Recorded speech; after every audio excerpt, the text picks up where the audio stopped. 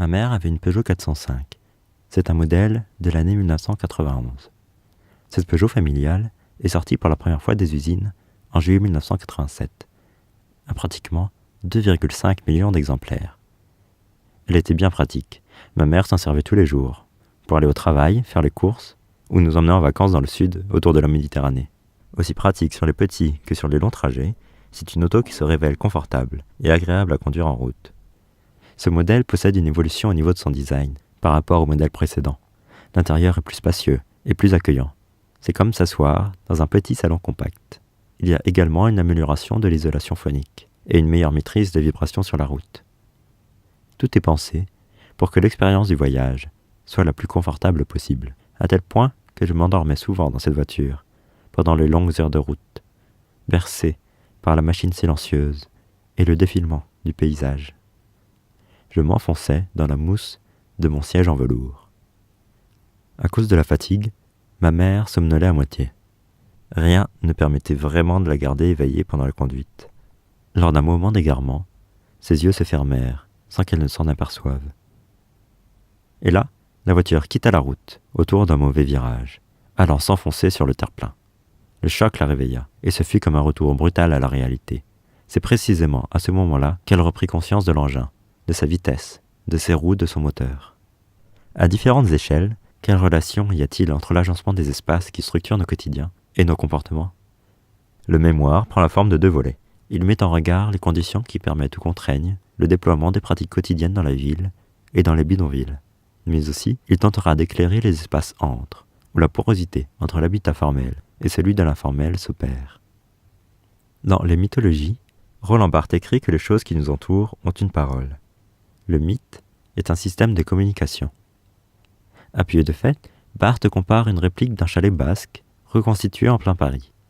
En s'élevant au milieu des immeubles haussmanniens, cette réplique s'impose comme représentant d'un cliché, celui de la basquité, et semble s'adresser directement à celui qui le voit. Le mythe transforme une intention historique en un événement naturel. Naturel, mot que Roland Barthes écrit systématiquement entre guillemets, car ce naturel, qui n'a rien en fait de naturel, est emprunté, fabriqué, factice. Or, la manière dont il se présente s'impose comme une évidence spontanée. Le réel est mythifié, c'est-à-dire exprimé sous une forme magnifiée, dérivée, voire pervertie. Une fausse réalité que Barthes qualifie comme un cadavre parlant. Un cadavre car l'espace mythifié tend à devenir immuable et se pétrifie dans une fausse représentation du réel. L'espace public se compose de lieux en suspens, qui s'imposent comme une évidence contre laquelle on ne peut agir ou qu'on ne peut questionner. Le mythe devient donc un outil de construction du pouvoir. Il y a des choses qu'on ne peut pas faire en public. Nos comportements se diffèrent entre les espaces publics et les espaces privés. Dans l'espace privé, l'habitant s'approprie son environnement. Il y change et y agence la place des objets, des meubles, des murs, en fonction de l'évolution de sa pratique et ses interactions avec les autres. Il fait adapter son environnement en fonction de sa vie. Les décisions de l'agencement de l'espace public viennent souvent d'en haut, de la mairie, des urbanistes, des architectes, en somme, des experts. Les décisions sont imposées, soit par la collectivité, soit par des acteurs politiques. Cet espace est détaché de l'habitant même. Il est organisé de manière rationnelle et fixe.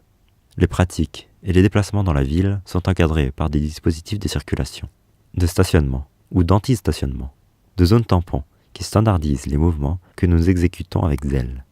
Nous prenons ces habitudes pour quelque chose de naturel, qui fait partie du sens commun et que l'on ne peut plus questionner.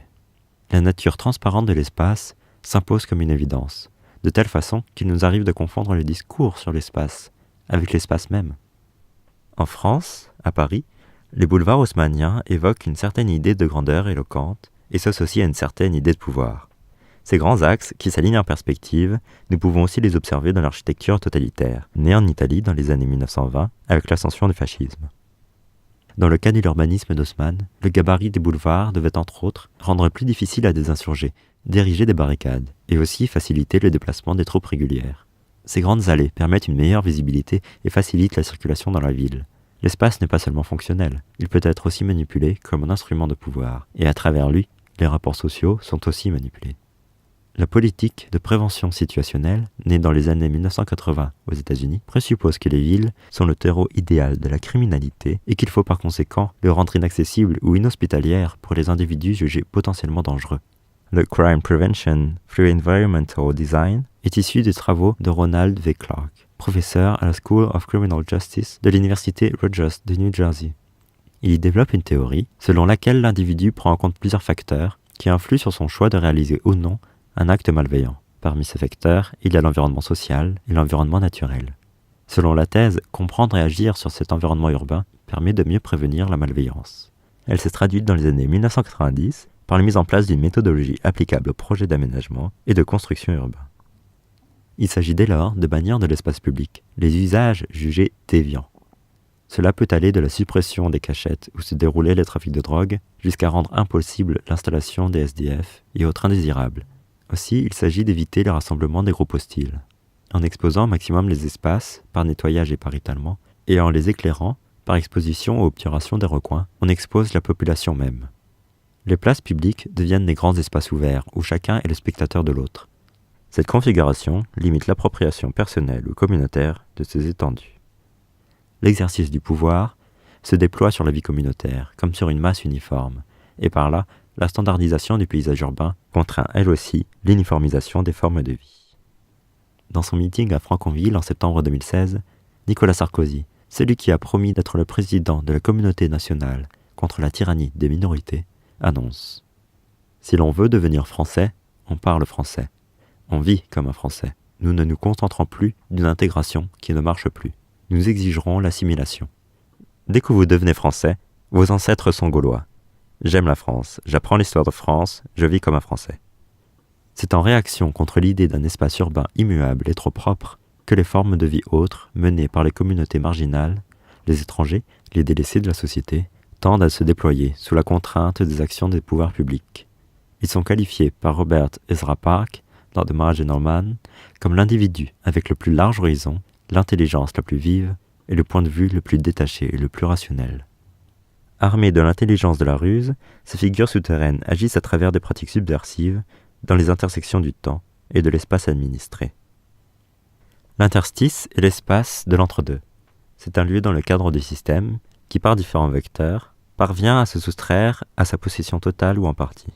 C'est un refuge car il permet le déploiement de l'appropriation de l'espace. Là où s'estompe le règlement qui définit l'intérieur et l'extérieur, il n'exerce pas une domination imposée sur l'individu. Il s'adapte et se transforme en fonction de celui-ci. Les tactiques seraient un acte de résistance, un savoir manœuvrier des plus démunis. Les bricolages quotidiens, les savoir-faire artisanaux déjouent les grands discours et les mises en ordre disciplinaires du pouvoir stratège. La figure de l'étranger joue le rôle du révélateur. Il permet de remettre en question les dynamiques environnementales existantes. Telles sont les occasions pour bousculer les habitudes et les prérequis. Nous avons alors un système aux règles fixes qui assigne une manière de faire qui s'impose d'elle-même et des pratiques autres montrant la possibilité d'un système hybride constitué d'autres formes de vie. C'est précisément ce glissement entre ce qui est donné à voir et la marge engendrée par ces pratiques parallèles qui fait la qualité hybride de l'espace. Colette Pétonnet, figure majeure de l'anthropologie urbaine, traite de l'ethnologie des banlieues et porte un regard différent sur la manière d'habiter des plus démunis. La question du mélange et de l'intégration est centrale dans son travail. Dans l'ouvrage « On est tous dans le brouillard », on peut trouver une description détaillée des vieux quartiers populaires des grandes villes comme Marseille. La ville prouve une grande capacité d'accueil des vagues migratoires, où des origines diverses se côtoient. Avec ces écarts culturels, chacun s'adapte et se transforme à travers leur relation avec les autres. Ceci afin de trouver une harmonie de vivre ensemble. Colette Pétonnet dresse notamment le portrait des commerçants du quartier de la Porte d'Aix. Ces derniers sont souvent révélateurs de la vie du quartier. Les commerçants français qui y habitent depuis longtemps ont adapté leurs marchandises en fonction de la population maghrébine qui a peuplé le voisinage depuis les années 1950. Certains d'entre eux ont même appris l'arabe pour améliorer leurs relations. Le commerce joue ici un facteur d'intégration et de perméabilité. Chacun y gagne. En défendant le droit du côté de la communauté étrangère, le commerçant défend sa propre existence, que menace leur départ éventuel. Le bidonville est un terrain délaissé par les pouvoirs publics. C'est l'habitant qui devient le producteur de son propre espace. Dans le cas de l'habitat informel, les propositions viennent directement de l'utilisateur et de la communauté. La construction physique et sociale ne se pose pas la question des règles, mais celle de la vie et de ses conditions. Construit là où il y a de la place, souvent à proximité de sa communauté. On fait appel au bon sens, à la capacité de faire avec ce que l'on a sous la main, avec ce qu'on trouve sur le territoire. c'est une méthode de rupture, où l'on trouve de la liberté dans la nécessité, une inventivité de la contrainte.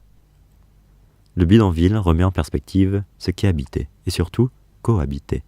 Il pointe l'importance et le potentiel de ce qui prend corps et vie à l'intérieur d'une communauté, lorsque se tissent naturellement les relations entre les individus. Le bidonville est lui-même une ville bricolée, un lieu de d'hybridation, tant au niveau des savoir-faire qu'au niveau des communautés. La jungle de Calais est qualifiée comme ville-monde par le collectif Pérou. Le pôle de l'exploration des ressources urbaines est constitué de chercheurs, de sociologues, d'architectes, de photographes et d'artistes, qui travaillent ensemble sur les problématiques et les ressources multiples des espaces interstitiels de la ville. L'ancien bidonville de Calais est devenu un terrain laboratoire pour de nombreux chercheurs. C'est un espace où il y a un lien serré entre les communautés locales et celles plus globales.